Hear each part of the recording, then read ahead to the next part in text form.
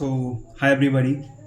My name is Anurag Singh, and today I am going to speak on topic there is no path to happiness. Happiness is the path. We have read the poem of Robert Frost. The two roads diverged in a wood, and I have taken the one that was traveled the most. These wonderful lines of Robert Frost pose a peculiar question. Is the road less traveled is the road to happiness, or the road traveled the most is the road to happiness? In other words, is happiness a way of life? Means, or there is a path to happiness? Happiness as the end goal. However, before answering those questions, is it important to understand what happens truly is also a reason why it is important to be happy? Happiness, in simple words, could be referred as a mental or psychological state of being joyful, grateful, and carefree. Just imagine the picture of a baby smiling and giggling in front of mother. That is the state of happiness, pure innocent bliss. Moreover, happiness, being a state of mind, is not in itself visible. It impresses itself through various actions or behaviors. For example, a person who is content with what they have and yet optimistic of a better tomorrow can be said happy. Similarly, someone who does not dwell too much upon the past and live in the moment is a happy person. The biblical figure of the Adam and the Eve getting up every day, thanking God, their existence, and carrying out the duties represent the state of happiness. Now, the question of why is it important to be happy? The answer is simple. It is the time scale of the vast cosmos. The life of human is but a brief existence. People are mere soul, mere sojourners in their transitory world, and therefore, to make the most of out of life, it is important to be happy. Moreover, happiness serves other purpose too. Happiness is key to understanding the purpose of life. Only a happy mind can forego the unwanted thoughts and focus on what is truly important. Having said that, the question returns to the table. Is there a path to happiness? Or happiness is the path? The path to happiness. The concept of path to happiness sees happiness as an end goal. And to reach at the end of the goal, there are several check boxes which need to be ticked. To begin with, optimism is a key to happiness. The attitude to be considered the glass is full or half full help us to being happy. In the book Wise and Otherwise, Sudha Murthy states that stresses upon the very fact think positive, be happy. Is what you say, for happiness has no place for permission. Next, there is a wonderful philosophy known as the carpe diem. It means the seize the day and make the most of the present. Relentlessly worrying about the past and the future is no use. In fact, it simply poses an obstacle on the path of happiness.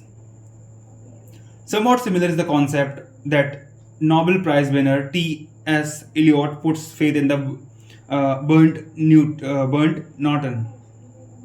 According to him, finding happiness is like finding still point in the continuous moving world. One need to take a pause for a moment in life and appreciate the beauty around it. That will surely lead to the happiness. Additionally, following one's dream and passion is something that is being the true happiness. In this money making mind world, ironically, money alone does not bring happiness. Just imagine a wealthy billionaire who has no friend as a social life. That is not happiness, that is characteristics of a lovely life. Another important aspect of life, or being physically or mentally fit, health is wealth, as said, but health is also happiness. It is so beautiful, good health and well being bring mental peace and satisfaction. And as per the theory of Freud, mental peace and psychological well being is undeniably important to be happy.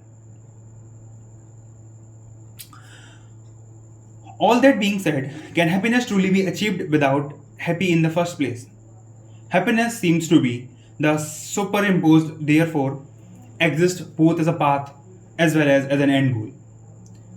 It seems to be a paradox, however, it seems to be appears true. Well, if light can have dual nature, why can't happiness have two phases or two states? Happiness is a path. The concept of happiness as a path places happiness as a means to achieve some end goals. This end goal is a purpose by no means limited, it varies person to person. For example, happiness can be lead to the path have a meaningful life. A meaningful life refers to a life where one is able to understand the purpose of their existence and is able to take actions according in order to fulfill that purpose. Our life begins when we are born, but it truly begins the day we realize why we are born.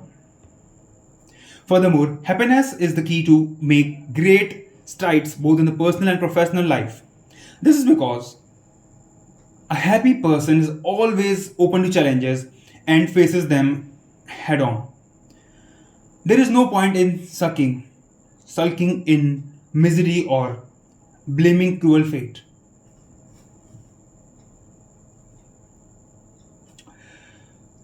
Happiness teaches